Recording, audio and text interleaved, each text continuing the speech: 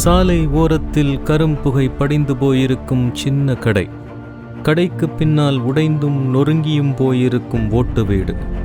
இந்த வீட்டுக்குள்ளிருந்து, இந்த வெக்கைக்குள்ளிருந்து இந்தியாவே திரும்பி பார்க்கும்படியான ஒரு பொறி கிளம்பியிருக்கிறது. கோடிக்கணக்கான இந்தியர்களின் கரவொலியில், லட்சக்கணக்கானவர்களின் விசில் சத்தத்தில், வெகுண்ட தமிழர்களின் ஆரவாரத்திற்கு இடையில் வெற்றி கொடியை நாட்டியிருக்கிறது அந்த பொறி. அமைதியாய், தீர்க்கமாய், வெறியாய், தகதகவென பற்றி எரியும் அந்த பொறியின் பெயர் நட்ராஜன் தங்கராசு. சில மாத இடைவெளிக்குள் இந்தியாவை திரும்பி பார்க்க வைத்திருக்கிறது இந்த பெயர்.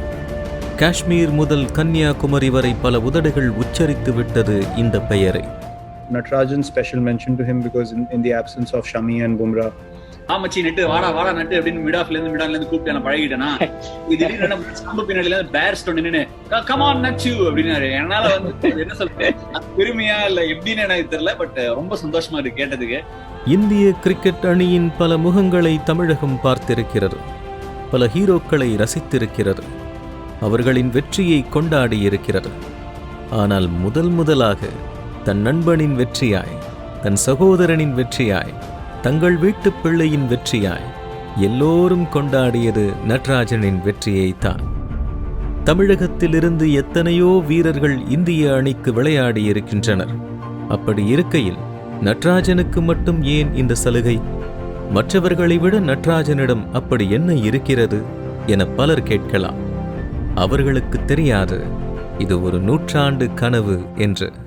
தமிழக மக்களுக்கு நீண்ட காலமாகவே ஒரு உணர்வு இருக்கிறது. அந்த உணர்வு என்னவென்றால், தமக்கும் தம்முடைய மாநிலத்தை பிரதிநிதித்துவப்படுத்தி ஆடக்கூடிய கிரிக்கெட் வீரர்களுக்கும், அதன் பிறகு அதே தமிழக வீரர்கள், அதாவது தமிழக வீரர்கள் என்று அறியப்படுகிற வீரர்கள் பின்னர் இந்தியாவுக்காக ஆட செல்லும் போதும் அவர்களை தங்களுடைய நாட்டு, தங்களுடைய மாநிலத்து, தங்களுடைய இனத்தை சேர்ந்த, தங்களுடைய மொழியை சேர்ந்த மக்களாக, பிரதிநிதிகளாக காணக்கூடிய ஒரு வாய்ப்பு அவர்களுக்கு அமையவில்லை என்கிற ஒரு எண்ணம், ஒரு கவலை, ஒரு ஏக்கம் தமிழக மக்களுக்கு நீண்ட காலமாகவே இருந்து வந்திருக்கிறது.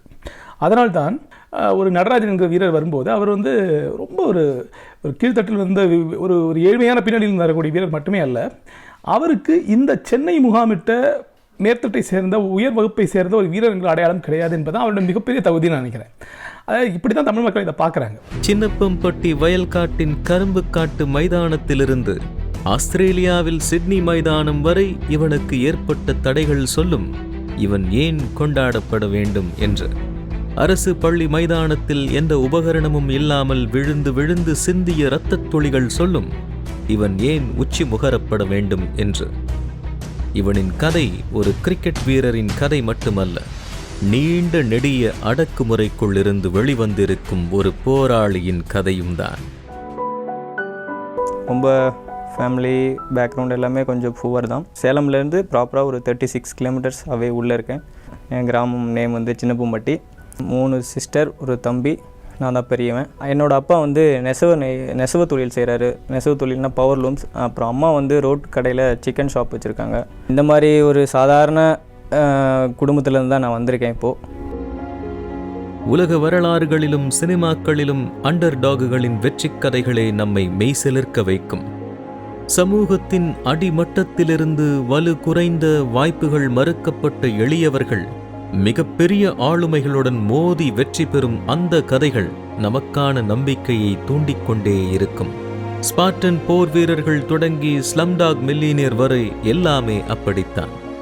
அப்படியான ஒரு கதாநாயகனாக, வீரம் மிக்க போர் வீரனாக வெற்றி கொடி நாட்டியிருப்பவர்தான் நட்ராஜன். இந்த வீரனின் கதை குழந்தைகளுக்கானது மட்டுமல்ல, இங்கும் அங்கும் ஓடிக்கொண்டே இருக்கும் பிள்ளைகளை பின்னாடியே துரத்திச் செல்லும் அம்மாக்களுக்குமான கதையும் தான். அவனோட திறமை தாங்கண்ணே, அவனோட முயற்சி தான், வெறித்தனமாக விளையாடுறான். அம்மாவின் ஸ்கூட்டர் பின்னால் கிரிக்கெட் கிட்டோடு பயிற்சிக்கு செல்லும் நகரத்து பிள்ளைகளின் வாழ்க்கை அல்ல நட்ராஜனின் வாழ்க்கை. அது வலிகளும் தடைகளும் நிறைந்தது. சின்னப்பம்பட்டி இன்றைக்கு கொஞ்சம் பெரிய ஊர். 30 வருடங்களுக்கு முன் ஏழ்மைதான் பெரும்பாலானவர்களுக்கான அடையாளம். அப்படியான ஊரில் வறுமைக்கு இடையே பிறந்திருக்கிறார் நட்ராஜன்.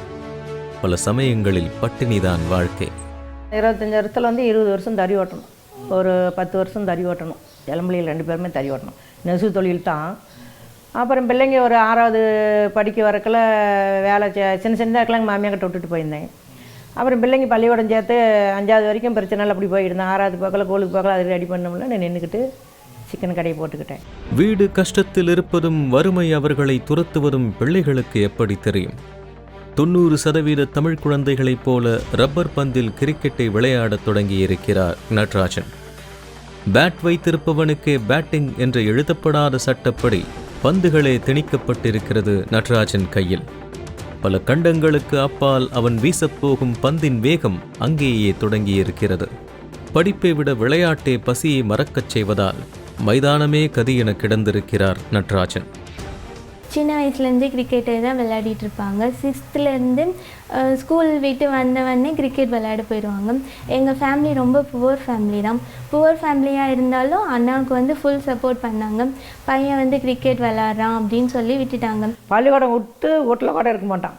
அப்போ போயிடுவான் பிள்ளைங்களோட விளையாடிக்கிட்டே. அப்படியே கொஞ்ச நாள் நல்லா விளையாடிக்கிட்டே இருந்தான். நாங்கள் சொன்னாலுமே கேட்க மாட்டான். கை ஒடிஞ்சு போய் கூட ஒரு கை வச்சுக்கிட்டு போய் அந்த இதுலேயே விளையாடுவான். நான் அந்த அப்பா கூட திட்டுவோம், கேட்க மாட்டான். அப்படி இருக்கிற பையன் நம்ம அவனை மேட்ட முடியுமா? இன்னைக்கு ஒரு கையை வச்சு இப்படி கட்டிக்கிட்டு அவன் பேட்டை எடுத்துகிட்டு போய் விளையாடுறான்னா அவனுக்கு அதுலேயே ஊறி போச்சுன்னு அர்த்தம். நாங்கள் அதுலேயே புரிஞ்சுக்கிட்டோம். அதிகம் பேசிக்கொள்ளாத அமைதி, வெகுளி சிரிப்பு என வெள்ளந்தியாயிருக்கும் நடராஜனுக்கு நண்பர்கள் கூட்டம் அதிகம். ஊருக்குள் நடராஜனை நண்பர்கள் சூழவே பார்க்க முடியும். நடராஜனின் கஷ்டத்தையும் வறுமையையும் இந்த நண்பர்களே போக்கியிருக்கின்றனர். 6வது படிக்கலையா நிற்காத ஓடுவானா, நல்லா ஓடுறான், நல்லா போடுறான், பந்து போடுறான்னு எல்லாத்துக்கும் பிடிச்சி போச்சு. அப்போ இந்த ரப்பர் பந்து தான் அப்படி போட்டாலும் நல்லா போடுவான். கேட்ச் பிடிக்கிறது எல்லாம் எங்களுக்கு நல்லா பிடிச்சிச்சு. ரப்பர் பந்துகளிலும் டென்னிஸ் பந்துகளிலும் அக்கம் பக்கம் கிராமங்களில் வென்று வெற்றியை தொடர்ந்திருக்கிறது இந்த நண்பர்கள் கூட்டணி. அந்த அணிக்கு கேப்டனாக இருந்த ஜெயபிரகாஷ் நடராஜனின் வேகமும் கிரிக்கெட் ஆர்வமும் பிடித்து போய் அவரை மெருகேற்றத் தொடங்கியிருக்கிறார். ஸ்கூல் படிக்கிறதே அந்த கவர்மெண்ட் ஸ்கூல்லையே படிக்க சாதாரணமாக அந்த நோட்டு பென்சில் புத்தகம் வாங்குறதுக்கே எங்களால் முடியாது. இந்த மாதிரி வரப்போ நான் எங்கள் அண்ணா தான் ஃபுல் சப்போர்ட் பண்ணார். பட் எனக்கு கூட பிறந்தவர் கிடையாது. ஆனால் எனக்கு எல்லாமே அவர் தான். இப்போது காட்ஃபாதர் மாதிரி அவர் தான் எல்லாமே. 12 வரை அரசு பள்ளி என்பதால் வீட்டில் படிக்க வைக்க முடிந்தது. ஆனால் கல்லூரி படிக்க வைக்கும் அளவுக்கு பெற்றோரின் பொருளாதாரம் இடம் கொடுக்கவில்லை. படிப்பை நிறுத்திவிட நினைத்திருக்கின்றனர் நடராஜனின் பெற்றோர். மூத்த பையன் என்பதால் அதன்பின் வேலைக்கு அனுப்பிவிட நினைத்திருக்கின்றனர். ஆனால் நடராஜனின் அந்த தலைவிதியை மாற்றி எழுதியிருக்கிறார் அவர் நேசித்த நண்பர் ஜேபி. அண்ணா நல்லா போடுறாரு. நார்மலாகவே ஒரு ஸ்பீடு இருக்குது, பாஸ் பவுலர். அதுவும் இல்லாமல் அண்ணா லெஃப்ட் ஹேண்டுங்கிறனால அண்ணாவுக்கு ஒரு ஃப்யூச்சர் இருக்குது அப்படின்ட்டு ஜெயபிரகாஷ் அண்ணா தான் ரெகனைஸ் பண்ணி இவனுக்கு ஒரு டேலண்ட் இருக்குது அப்படின்ட்டு அம்மா கிட்ட கேட்டாங்க. மூத்த பையன் வந்தானே, எப்படி வேலைக்கு விடுறியா இல்லை என்னம்மா அவனுக்கு அப்படின்னு கேட்டார். நாங்கள் அவ்வளோ கஷ்டத்துலேயும் அவனுக்கு என்ன விருப்பமாக நீ கூட்டிகிட்டு போய் அவனுக்கு நீ பண்டிகை கண்ணே, இதுக்கு மேலே எங்களுக்கும் படிக்க வைக்க முடியல, நாங்கள் கஷ்டம் எங்களோடையே போட்டோம்.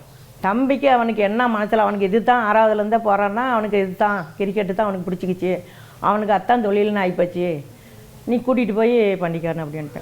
நடராஜனின் திறமை மேல் நம்பிக்கை கொண்டிருந்த முதல் மனிதர் ஜேபி தான். கிராமத்தின் வெகுளி இளைஞனான நடராஜனை கொஞ்சம் கொஞ்சமாக மெருகேற்றி இருக்கிறார். எங்கள் கஷ்டம் ஏகப்பட்ட கஷ்டம். இதெல்லாம் சாப்பாட்டுக்கு செம்ம கஷ்டமாக இருந்துச்சுன்னு வச்சுக்கவ. அந்த கல்யாணியில் அவனையெல்லாம் காலேஜ் போக்கல. அவர் சேர்த்தி அவர் தான் மனம் கட்டி படிக்க வச்சார். படிக்க வைக்கல கூட அவனுக்கு ஒரு சோறு ஆக்கி கொடுக்க முடியாது. ஆக்கி கொடுக்க நாங்கள் காலையில் 3 மணிக்கே எந்திரிச்சு தறிக்கி போயிடுவோம். பிள்ளைங்களை சின்ன சின்ன பிள்ளைங்களாம் இருக்கல விட்டுட்டு அவங்க காலேஜ் முடிச்சு விட்டு வாட்டி கூட சரி போக்கல ஆக்கலான்னா கூட ஆக்கி கொடுக்க முடியாது. காலையில் ஆக்கினா திரும்பி நைட்டு தாங்கண்ணா. அந்தனோட சரியான கஷ்டம் 5 பிள்ளைங்களை வச்சுக்கிட்டு. அப்படி நோவு எங்களை கொல்லும் வருஷத்தில்.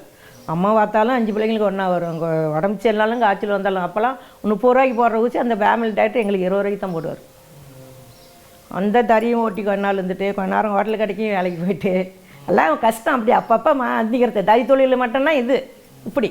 கல்லூரியிலும் பெரும்பாலான நேரங்களை கிரிக்கெட் மைதானத்திலேயே கழித்திருக்கிறார் நடராஜன். அப்போதைய அவரின் குறிக்கோள் ஒன்றுதான், தமிழக அணிக்காக விளையாடுவது. அதை நோக்கியே சென்று கொண்டிருந்திருக்கிறார். தன் கனவை தேடி 2011 சென்னை வந்திருக்கிறார். அவருக்கு பக்க பலமாக இருந்திருக்கிறார் ஜேபி. கிரிக்கெட் சின்ன வயசுலேருந்து ஆரம்பித்தேன். ஆக்சுவலாக 5th படிக்கிறப்ப டென்னிஸ் பால் ஊரில் நிறைய ஆடுவாங்க. என் கிரிக்கெட் கெரியர் எப்போ ஸ்டார்ட் ஆயிடுச்சுன்னா என்னோடய 20 வயசில் தான் நான் கிரிக்கெட் பால்னால் என்னன்னே தெரியும். ஐ திங்க் 2011 நினைக்கிறேன். அண்ணாவோட ஃப்ரெண்டு மூலிமா எனக்கு ஒரு சான்ஸ் கிடச்சிது சென்னையில். இப்போ சென்னையில் 4th டிவிஷன் ஆடினேன். ஸோ அங்கேருந்து தான் என்னோடய கெரியர் ஸ்டார்ட் ஆயிடுச்சு. 3-4 வருடங்கள் கடும் உழைப்பு, விடாமுயற்சி என போராடி இருக்கிறார். வேகப்பந்து வீச்சாளர்கள் என்றால் ஆக்ரோஷமாக இருப்பார்கள் என்பதற்கு மாற்றாக ஒல்லியான உடம்போடு தன் சக்திக்கு மீறி பந்து வீசியிருக்கிறார் நட்ராஜன். ஆட்டநாயகனாக வரும்போதெல்லாம் கிடைக்கும் பணத்தை வைத்து வீட்டையும் பார்த்து கொண்டு தன்னையும் வளர்த்து கொண்டிருக்கிறார் நட்ராஜன். இந்த கிரிக்கெட் ரிலேட்டடாக பார்த்தீங்கன்னா நிறையா வாங்கணும். ஷூ வாங்கணும், ட்ரெஸ் வாங்கணும். ஸோ இப்போ நீ டப்புன்னு ஒரு இடத்துக்கு கூப்பிட்றாங்க அப்படின்னா நீங்கள் போகிறதுக்கான அமௌண்ட் கூட என்கிட்ட இருக்காது. நான் பவுலருங்கிறதுனால எனக்கு ஷூ தான் ரொம்ப இம்பார்ட்டண்ட்டாக இருந்தது. ஷூ அந்த மாதிரி ஏதாவது யார் அந்த எங்கள் டீம் விளையாடுறனோ அந்த டீமில் ஸ்பான்சர் பண்ணிவிடுவாங்க. ஸோ அந்த ஒரு ஷூ வச்சுட்டே நான் அந்த ஒரு வருஷம் ஃபுல்லாக நல்லா பார்த்துப்பேன். அந்த ஷூ கரெக்டாக பத்திரமா வச்சுருந்து அடியடியாய் வளர்ந்திருக்கிறார் நட்ராஜன். ரஞ்சி அணிக்கு தேர்வு செய்யப்படுபவர்கள் பெரும்பாலும் 14 வயதுக்குட்பட்டோர் அணி, 19 வயதுக்குட்பட்டோர் அணி என படிப்படியாக விளையாடி வந்தவர்களாக இருந்தனர். நட்ராஜன் வீட்டிலோ 14 வயதில் பள்ளிக்கு அனுப்புவதே சாதனையாக இருந்தது. பிறகு எப்படி தமிழக அணியில் இடம் பிடிக்க முடியும்? ஆனால் கடின உழைப்பால் விதிமுறைகளை எல்லாம் முறியடித்து நேரடியாக ரஞ்சிக்கு தேர்வானார் நட்ராஜன். ஆனால் அந்த மகிழ்ச்சி அவருக்கு கொஞ்ச நாள் கூட நீடிக்கவில்லை. அவர் கிரிக்கெட்டுக்கு அடுத்த சோதனை நிகழ்ந்தது. அந்த டைமில் செலக்ட் ஆனப்போ செம்ம ஹாப்பி. ஊரில் ரொம்ப இப்போ சேலமில் நான் தான் ஃபஸ்ட்டு அந்த 28 வருஷம் கழித்து நான் தான் செலக்ட் ஆகியிருந்தேன் அப்போது 2014.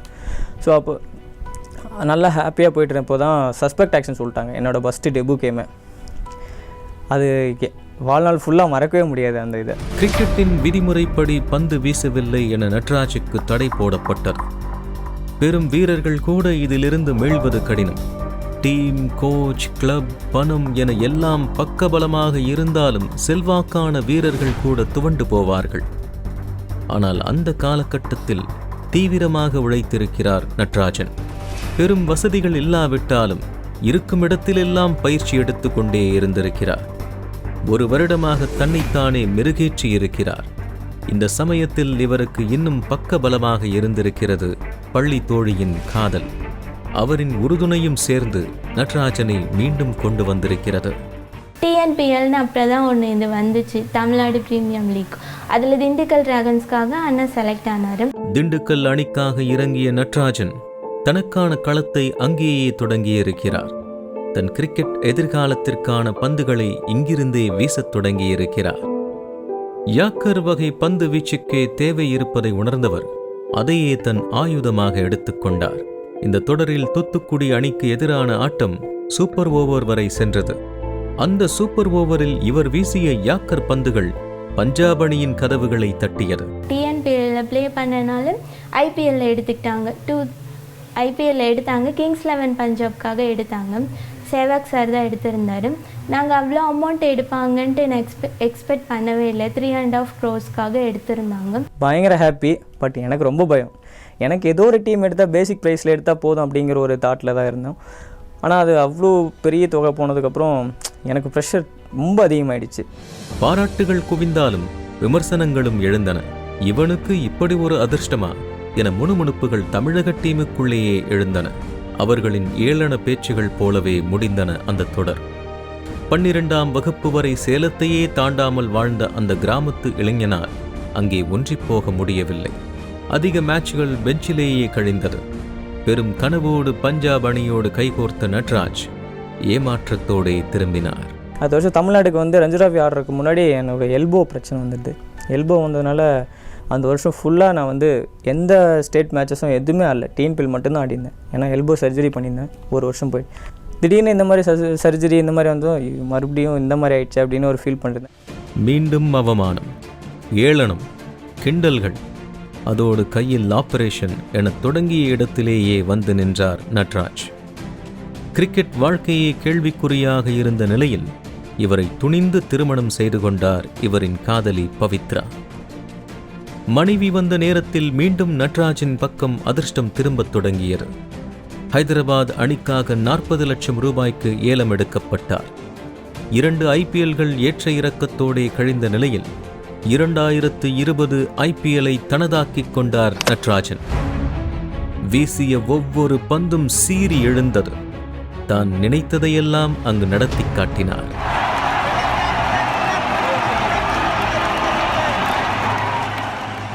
நீ கூட மேட்ச் பார்த்துட்டு இருந்த டிவில பார்க்கும்போது நீ என்ன பண்ணா மேக்ஸ்வெல்ட்ட முதலே பேசிடுவானா, நீ வார்னர் வந்தாரு உங்ககிட்ட, இப்ப நில்லு நான் போலிங் போட்டுக்கிறேன் அப்படிங்கிற மாதிரி அப்படி கையெல்லாம் காமிச்சேன். என்ன சொன்ன வார்னருக்கும் உனக்கு எப்படி வார்னர் வந்து உன்னை பார்த்து ஒரு மாதிரி பயப்படுவாரா? ஐயோ நீங்க வேறண்ணா அந்த மாதிரிலாம் எது இல்லைண்ணா. இல்ல என்னன்னா பிளான் ஒண்ணு சொல்லியிருந்தோம். ஸோ என்னோட பிளானுக்கு நான் போடுறேன். ஸோ அவர் வந்து இந்த பிளானுக்கு போடுறியா அப்படின்னு கேட்டாரு. இல்ல நான் போடல, நீங்க நான் என்னோட ஸ்ட்ரென்த்துக்கே நான் போடுறேன் அப்படின்னு தான் சொல்லிட்டேன். ஸோ ஓகே உனக்கு கம்ஃபர்டபுளானா நீ அதே ஃபாலோ பண்ணு அப்படின்னு சொல்லிட்டு அவர் போயிட்டாரு. இப்போ இந்த ஐபிஎல் வந்த வாட்டி வந்ததான் பால் போட்டானா எனக்கு அப்படி ஒரு சந்தோஷம். சரக்கு போட்டுட்டேன், அவ்வளோ ஆனந்தமாக போச்சு. அதனால ஊர் மக்களும் நல்லா சந்தோஷமாக இருக்கிறாங்க. ஆனந்தம்.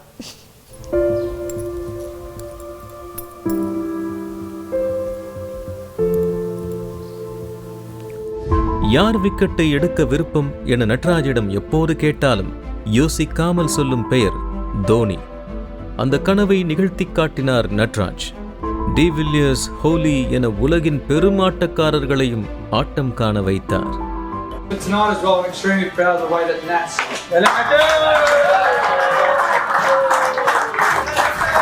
We're going to need someone to come in and bowl death. Doesn't matter what time of the game it is. The way that you executed in the middle there was simply outstanding. I'm proud of you. இந்த ஐபிஎல்லில் அவர் நிகழ்த்திய magic அவரை அடுத்த உச்சத்திற்கு அழைத்துச் சென்றது. கோடிக்கணக்கான இந்திய இளைஞர்களின் கனவான இந்திய அணிக்கு தேர்வானார் Natraj. Congratulations, Natu. I'll see you in Australia. சின்னப்பம்பட்டியே திக்கு முக்காடி போனது. கல்யாணம் ஆகி இப்போ வயசு வந்து 3 வருஷம் ஆகுது. பெண் குழந்தை பிறந்துக்குது. எங்கள் பாப்பாவை ஆஸ்பத்திரிலேருந்து பிறந்து கூட்டிகிட்டு வந்து எங்கள் வீட்டுக்கு கூட்டிகிட்டு வந்தோம். ஆஸ்பத்திரிலேருந்து ஒரு 2 மணி நேரத்தில் ஐபிஎல்லில் வேலை கிடச்சிக்குதுன்னு சொன்னாங்க. அப்படி ஒரு சந்தோஷம். பெண் குழந்தை பிறந்துக்குது. வெள்ளிக்கிழமை நாள் பிறந்துச்சு. சின்ன சின்ன எல்லை கோடுகளை வைத்து அதை வெல்வதே நட்ராஜனின் வாழ்க்கை. அப்படியே அவரின் ஒவ்வொரு வெற்றியும் நிகழ்ந்தது. நெட் பவுலராக தான் தேர்வு செய்யப்பட்டதையும் பார்த்தார் நட்ராஜ். தனக்கான வாய்ப்பு வரும் என காத்திருந்தார். அந்த அதிசயம் கொஞ்சம் கொஞ்சமாக நிகழ்ந்தது. முன்னுக்கு 2 மேட்ச் விட்டாங்க. 3வது மேட்ச் தானே விட்டாங்க. என்ன கூட எல்லாம் பசங்க சில்லி திங்க வந்தீங்க எல்லாம் கேட்டாங்க, ஏம்மா நல்லா விளையாடுற பிள்ளைங்களை விட மாட்டேங்கிறாங்க, இப்படி தான் இந்த பெரிய இடத்துல இப்படி பண்ணாங்கன்னு எல்லாமே கேட்பாங்க. தெரியல கண்ணு என்னன்னு தெரியல அண்ணனை அப்படின்ற. அதே மாதிரி 3வது விட்டுட்டாங்க. பயிற்சி செய்யும் வீரர்களுக்கு பந்து வீச அழைத்துச் செல்லப்பட்ட நட்ராஜன் அடுத்தடுத்த வீரர்களின் காயத்தால் இந்திய அணிக்குள்ளும் நுழைந்தார். சின்ன பையன் என நினைத்திருந்தவர்களின் எண்ணத்தை தவிடுபொடியாக்கி தனக்கு கிடைத்த வாய்ப்பையெல்லாம் வெற்றியாக மாற்றினார்.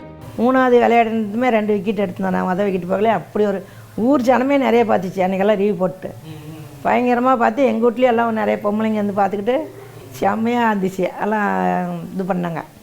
நான் என்னையும் அறியாது எங்கள் பையன் விளையாட்டு பார்த்து இப்படி சரக்கு போட்டேன். அப்படி போட்டேன். நைட்டு பேச மாதிரி அவ்வளோ சந்தோஷமாக இருந்துச்சு. தம்பி நல்லா விக்கெட்டு போட்டதுமே எடுத்துருக்குற அப்படின்னு இருந்துச்சு. சிரிச்சு மாதிரி ரொம்ப ரொம்ப உச்ச பர்சன் ஜேபி. நல்ல ஸ்பீட் போடுற அப்படின்னு என்கிட்ட முதல்ல அவர் தான் சொன்னார். அதுக்கப்புறம் எங்கள் வீட்டில் வந்து பேசிட்டு, பையனை நான் பார்த்துக்கிறேன், என்கிட்ட விட்டுருங்க, எங்கள் அப்பா அம்மா எதுவுமே சொல்லு, உங்ககிட்ட கொடுக்குறதா இருந்தால் நான் தாராளமாக கொடுத்துறேன், நீயே பார்த்துக்கோ அப்படின்னு. இன்னைக்கு வரைக்கும் எனக்கு இவர் தான் காட்ஃபாதர் மாதிரி பார்த்துட்ருக்காரு. இவர் பேர் தான் ஜெயபிரகாஷ். ஸோ அதனால தான் அவரோட நேம் இதுலேயும் போட்டிருக்கேன், ப்ளஸ் டேட்டாவும் போட்டிருக்கேன். ஆஸ்திரேலிய மைதானத்தில் இவர் வீசிய யாக்கர்கள் கில்லி என சொல்லி அடித்தது. கிரிக்கெட்டை ஒரு குறிப்பிட்டவர்களுக்கானதாக ஏற்படுத்தி வைத்திருந்த அதிகாரத்தை உடைத்து எறிந்தது. உயர்ஜாதி மட்டுமே கிரிக்கெட்டுக்குள் நுழைய முடியும் என 10 வயதிலேயே பேட்டையும் பாலையும் தூக்கி போட்டுவிட்டு வேறு வேலைக்குள் போயிருந்த லட்சக்கணக்கான தமிழ் கூட்டம் தனக்கான வெற்றியாய் பார்த்தது. தன் ரத்தம் ஜெயித்து விட்டதாக கொண்டாடி தீர்த்தது. 3 விதமான போட்டிகளிலும் அறிமுகமாகி சாதனை படைத்தார் நட்ராஜன். டெஸ்ட் அணிக்காக தேர்வு செய்யப்பட்ட 300வது வீரரானார். யாருக்கும் பாராட்டு தெரிவித்திடாத ஆஸ்திரேலிய கிரிக்கெட் நிர்வாகமே யாக்கர் கிங் என பாராட்டி மகிழ்ந்தது. Tell me something, நீங்க வந்து bowling போடும்போது விக்கெட் எடுத்தாலும் ஒரே ரியாக்ஷன், விக்கெட் எடுக்கலைன்னா அடிபட்டா கூட 4 போனா கூட ஒரே ரொம்ப காமா இருக்கீங்க. அது எப்படி நீங்க மெயின்டைன் பண்றீங்க இன்டர்நேஷனல் கிரிக்கெட்ல? இது நிறைய பேர் கேட்டிருக்காங்க. ஆக்சுவலாக இது சின்ன வயசுலேருந்து அந்த மாதிரி தான் நான் இருக்கேன். ஸோ கிரிக்கெட் ஆரம்பிச்சதுலேருந்து அந்த மாதிரி தான் நான் ரியாக்ட் பண்ணுவேன். ஸோ இந்த அக்ரெசிவெலாம் எனக்கு வராது. ஒரு ஸ்மைல் பண்ணிவிட்டு நான் பாட்டுக்கு போய்டுவேண்ணா. இது பெருசாலாம் எதுவும் இல்லைண்ணா. பெரும் வீரர்களின் கவனிப்பெல்லாம் நட்ராஜன் பக்கம் திரும்பியது. ஆனால் தமிழகத்தின் தினமலர் பத்திரிகை வஞ்சத்தோடு எழுதியிருந்தது. கிரிக்கெட்டை தமிழ்நாட்டுக்குள் பாய்ச்சிய இந்த பத்திரிகை இந்திய கிரிக்கெட் அணி வெல்லும் போதெல்லாம் இந்தியாவே வென்றதாய் கொண்டாடிய பத்திரிகை நட்ராஜனின் வெற்றியின் போது காட்டிய வெறுப்பும் அதன் பின்னால் இருந்த வன்மமும் ஒட்டுமொத்த தமிழகத்தையும் நட்ராஜன் பக்கம் நிற்க வைத்தது. இந்திய அணியில் ஜாதிக்கு இடம் இருக்கிறதா, இந்திய அணி தேர்வில் இருக்கிறதா அப்படின்னு கேட்டிங்கன்னா, இந்திய சமூகத்தில் ஜாதி இருப்பது வரை நிச்சயமாக இந்திய அணி தேர்விலும் ஜாதி இருக்கும். அதை நீங்கள் தவிர்க்கவே முடியாது. ஏனென்றால் இந்திய அணி என்பது அந்த 11 வீரர்கள் நம்முடைய பிரதிநிதிகள். அப்போ நம்மகிட்ட இருக்கக்கூடிய எல்லா அழுக்கும் அவங்ககிட்டையும் இருக்கும். அது எப்படி நம்ம தெரிஞ்சுக்கிறோம் அப்படின்னா, நீங்கள் 90கள் பார்த்தோம் என்றால் அங்கிருந்த அணியில் ஒரு குறைந்தபட்சம் ஒரு 8 வீரர்கள், அது 11 வீரர்கள் 7 பேர் வந்து பிராமணர்களாக இருப்பார்கள். பெரும்பாலும் நாங்கள் பார்க்குற பொழுது ஒரு குறிப்பிட்ட சமுதாயத்து மக்கள் அல்ல குறிப்பிட்டவங்க மட்டும்தான் கிரிக்கெட்டில் இருக்கணும், பணம் படைத்தவங்க அப்படி இருக்குது, அவங்க மட்டும்தான் கிரிக்கெட்டுக்கு வர முடியுன்ற நிலை இன்றைக்கி இந்தியாவில் இருக்குது. ஆனால் எத்தனையோ ஏழை மக்கள், கிராமத்து மக்கள் இன்றைக்கி என்ன பண்ணுறாங்க, நல்லா விளையாடுறவங்களாம் இருக்காங்க. ஆனால் அவங்கெல்லாம் வந்து இன்றைக்கி வர முடியல. ஒருத்தர் வர்றதுன்றது பெரிய விஷயமா இருக்குது. இந்திய அணியின் முகம் தற்போது மாறத் தொடங்கி இருக்கிறது. எலக்ட்ரிக் ட்ரெயினில் வந்து பயிற்சி எடுத்துச் செல்லும் ஷர்துல், ஆட்டோ டிரைவரின் மகன் சிராஜ், சிக்கன் கடை நடத்துபவரின் மகன் நட்ராஜன் என கிராமத்து முகங்கள் வரத் தொடங்கியுள்ளன. இந்த வீரர்கள் வெற்றியை எளிதாக விட்டுவிட மாட்டார்கள். இது வந்து ஒரு புது மாற்றம் தான். எங்கள்கிட்ட கடந்த ஒரு 20 வருடங்களில் 2000க்கு பிறகு தான் வந்து இந்தியாவுடைய கிரிக்கெட் உள்கட்டமைப்பு என்பது நகரங்களிலிருந்து சிறுநகரங்களுக்கு நோக்கி பரவலாக்கப்படுகிறது. அதன் பிறகு தான் ஒரு எம்எஸ் தோனி வர ஆரம்பிக்கிறார். எம்எஸ் தோனி வந்து 80கள் 90களில் வர வாய்ப்பே கிடையாது. ஆனால் தமிழகத்தை பொறுத்தவரையில் அந்த நிலைமை வேறு. அதாவது எம்எஸ் தோனி என்பவர் ஒரு வடக்கே இருந்து ஒரு வீரர், எம்எஸ் தோனி மாதிரியோ ஒரு முனாஃப் பட்டேல் மாதிரி ஒரு வீரர் வந்து அந்த ஊர்லேருந்து வந்தது மாதிரி தமிழகத்துக்கு அது நடக்கவே இல்லை. தமிழகத்துக்கு தொடர்ந்து கிரிக்கெட் என்பது ஒரு 1-2 சமூகங்களுடைய, குறிப்பாக சொல்லப்போனால் ஒரு சமூகத்துடைய ஒரு சொத்துரிமையாக இருந்தது. அது இப்போ தான் அந்த இமேஜ் உடைஞ்சிருக்கு. நட்ராஜ் தன் கிராமத்தில் கிரிக்கெட் அகாடமியும் தொடங்கி இருக்கிறார். தன்னை போல் கஷ்டப்பட்டு வரும் சிறுவர்களுக்காக இலவச பயிற்சி கொடுத்து வருகிறார். இங்கிருந்து புறப்பட்டு வரும் அடுத்த தலைமுறை வீரர்கள் வேறு இரத்தத்தை பாய்ச்ச இருக்கிறார்கள். நாளிதழ்களே, உங்கள் பேனாவை நிரப்பி வைத்துக் கொள்ளுங்கள். வெறுப்பு கட்டுரை இன்னும் நிறைய எழுத வேண்டியிருக்கும்.